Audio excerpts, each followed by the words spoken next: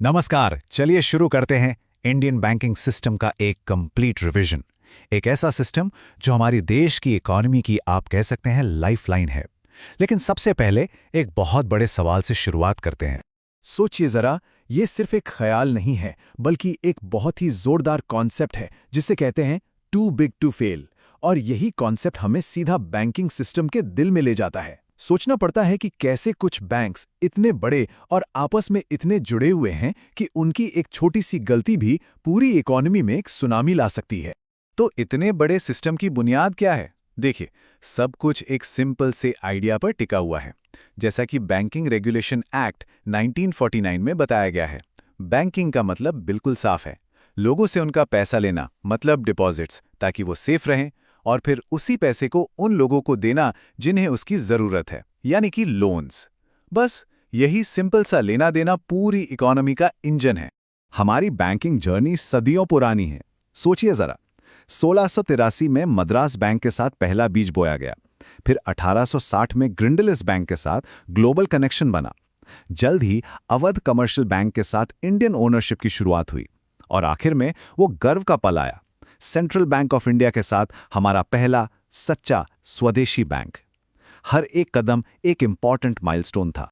History ने तो foundation set कर दी। अब आते हैं प्रेजेंट में और समझते हैं इस पूरी विशाल मशीनरी का ब्लूप्रिंट कि आखिर इंडियन बैंकिंग सिस्टम आज काम कैसे करता है और इसका स्ट्रक्चर क्या है। ये देखिए, इंडियन बैंकिंग का पूरा यूनिवर्स एक नज़र में। टॉप पर आरबीआई और उसके नीचे commercial banks, cooperatives, specialised banks.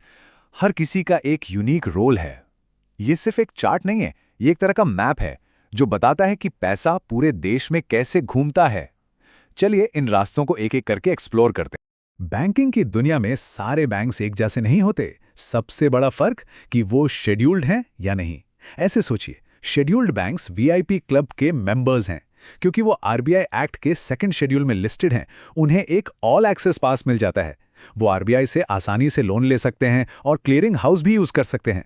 जबकि नॉन शेड्यूल्ड बैंक्स हैं तो बैंक, पर इस खास क्लब के बाहर हैं। उनके पास प्रिविलेजेस थोड़े कम होते हैं। अब आते हैं किसी भी बैंक की दिल की धड़कन पर, उसके प्राइमरी फंक्शंस। ये वो कोर काम है जिसके लिए बैंक एग्जिस्ट करते हैं। और हाँ, एग्जाम्स के लिए बिल्कुल क्रिटिकल हैं। ये एक टू वे प्रोसेस है। एक तरफ वो आपके सेविंग्स, एफडीज जैसे डिपॉजिट्स एक्सेप्ट करके आपका पैसा सेफ रखते हैं, और दूसरी तरफ उसी पैसे को लोन्स, ओवरड्राफ्ट्स के रूप में इकोनॉमी में वापस पंप करते हैं। पैसा लेना, पैसा देना, यही बैंकिंग का इंजन है। लेकिन बैंक्स का काम सिर्फ पैसे लेने और देने तक सीमित नहीं है। वो हमारी फाइनेंशियल लाइफ को आसान बनाने के लिए कई सेकेंडरी रोल्स भी निभाते हैं। जैसे एक एजेंट की तरह फंड ट्रांसफर करना, चेक कलेक्ट करना। फिर आती हैं यूटिलिटी सर्विसेज, आपके कीमती सामान के लिए लॉकर से लेकर बिजनेस के लिए अंडरराइटिंग तक। यही एक्स्ट्रा सर्विसेज एक बैंक को सिर्फ एक सेफ से बढ़कर एक जरूरी फाइनेंशियल पार्टनर बना देती हैं। बेसिक्स क्लियर हो गए तो चलिए अब बैंकिंग सिस्टम के असली पावर हाउस में डाइव करते हैं, कमर्शियल बैंक्स। ये वो बैंक्स हैं जिनसे हम सब रोज डील करते हैं। इनके तीन मेन टाइप्स, पब्लिक, प्राइवेट और फॉरेन, को आइए थोड़ा करीब से देखते हैं। यहाँ हमें दो अलग अलग फिलॉसफीज दिखती हैं। एक तरफ हैं पब्लिक सेक्टर बैंक्स, जिनकी मालिक सरकार है और जिनका मेन मोटिव है सोशल वेलफेयर। उनका फोकस देश के विकास पर होता है, एक बड़े रूरल नेटवर्क के साथ। दूसरी तरफ है प्राइवेट सेक्टर बैंक्स, जिन्हें शेयर होल्डर्स चलाते हैं और जिनका मेन गोल है प्रॉफिट कमाना। ये अक्सर टेक्नोलॉजी में आगे और ज्यादा एजाइल होते हैं। तो ये एक क्लासिक केस है social mission versus market efficiency का। याद है, शुरुआत में हमने टू बिग टू फेल का सवाल उठाया था। बस वहीं पर डीसिब्स यानी domestic systematically important banks picture में आते हैं। इन्हें हमारे फाइनेंशियल सिस्टम के स्ट्रक्चरल सपोर्ट पिलर्स समझिए। ये इतने बड़े हैं, इनके एसेट्स हमारे देश की जीडीपी के 2% से भी ज्यादा हैं कि इन्हें फेल होने नहीं दिया जा सकता। फिलहाल इस एलीट क्लब में सिर्फ 3 मेंबर्स हैं, एसबीआई, आईसीआईसीआई और एचडीएफसी। ये हमारे डोमेस्टिक चैंपियंस हैं। लेकिन हाँ, इकोसिस्टम ग्लोबल प्लेयर्स के लिए भी ओपन है, जहां फॉरेन बैंक्स, ब्रांचेस या 100% ओन्ड सब्सिडरी के जरिए ऑपरेट करते हैं। कमर्शियल बैंक से आगे बढ़ते हैं। अब फोकस करते हैं कुछ स्पेशल प्लेयर्स पर। ये वो बैंक्स हैं जो एक स्पेसिफिक मिशन के साथ बनाए गए हैं।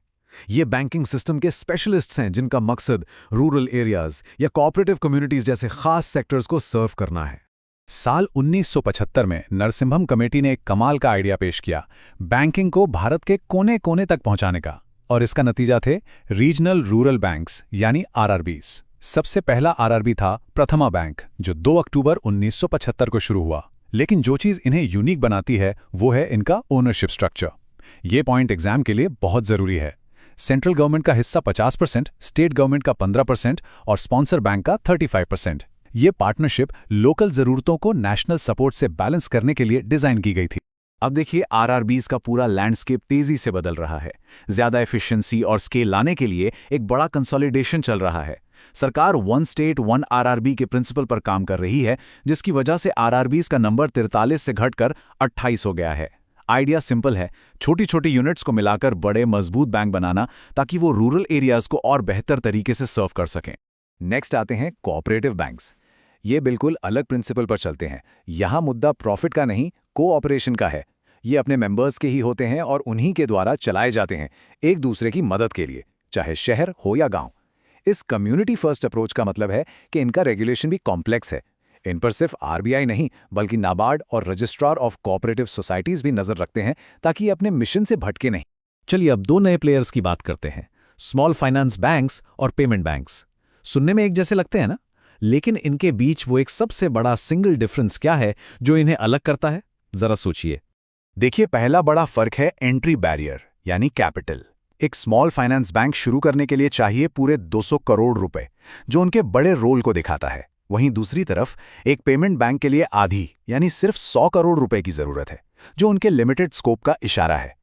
ये कैपिटल का फर्क ही उनके अलग अलग मिशन का पहला क्लू है। लेकिन ये रहा गेम चेंजर, वो फर्क जो सब कुछ बदल देता है और जिसे एग्जाम के लिए बिल्कुल याद रखना है। Small finance banks traditional banks की तरह काम कर सकते हैं। वो लोन दे सकते हैं, क्रेडिट कार्ड इशू कर सकते हैं, लेकिन पेमेंट बैंक्स को ये करने की सख्त मनाही है। वो पेमेंट्स प्रोसेस कर सकते हैं, डेबिट कार्ड दे सकते हैं, पर लोन बिल्कुल नहीं दे सकते। बस यही एक रूल इन दोनों के बीच जमीन आसमान का फर्क पैदा करता है। तो प्लेयर्स को तो हमने समझ लिया, अब टाइम है रूल्स ऑफ द गेम को समझने का और थोड़ा फ्यूचर में झांकने का। हम देखेंगे कुछ इंपॉर्टेंट रेगुलेशंस और नए टेक ट्रेंड्स जो बैंकिंग को पूरी तरह से बदल रहे हैं। इंडियन बैंकिंग को शेप देने वाली सबसे इंपॉर्टेंट पॉलिसीज में से एक है प्रायोरिटी सेक्टर लेंडिंग यानी पीएसएल। सीधे शब्दों में ये बैंक्स के लिए एक डायरेक्शन है कि लोन उन सेक्टर्स को जरूर मिलना चाहिए जो देश के विकास के लिए जरूरी हैं, जैसे एग्रीकल्चर। इसका आइडिया 1969 में आया, 1972 में ये ऑफिशियल हुआ और फिर 1980 में कृष्णास्वामी कमेटी की सिफारिश पर वो मैजिक नंबर सेट हुआ। बैंक्स के टोटल लोन का 40% इन प्रायोरिटी सेक्टर्स में जाना ही चाहिए।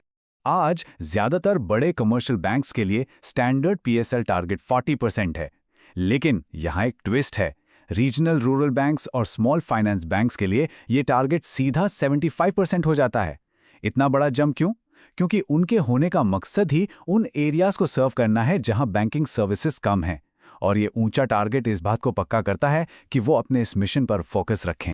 डिजिटल एज में 2 शब्द बहुत सुनने में आते हैं, नियो बैंक्स और डिजिटल बैंक्स। लगते एक जैसे हैं, पर इनमें एक बहुत बड़ा फर्क है, और वो है लाइसेंस का।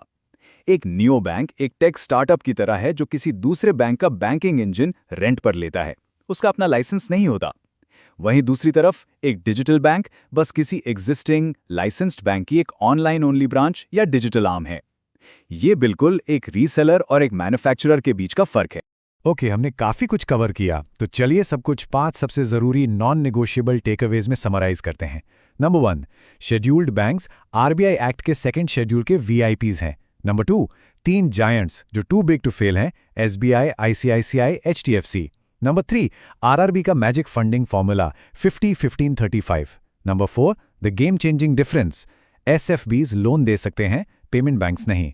और आखिर में नंबर 5, आरआरबीज और एसएफबीज के लिए पीएसएल का सुपर टारगेट 75% है।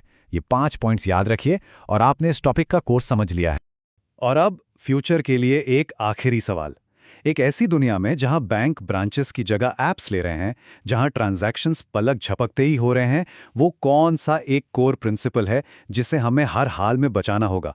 टेक्नोलॉजी कितनी भी आगे बढ़ जाए, वो कौन सी बुनियाद है जो हमारे पूरे बैंकिंग सिस्टम के ट्रस्ट और स्टेबिलिटी के लिए कभी नहीं हिलनी चाहिए? इसी सोच के साथ आज का सेशन यहीं खत्म करते हैं।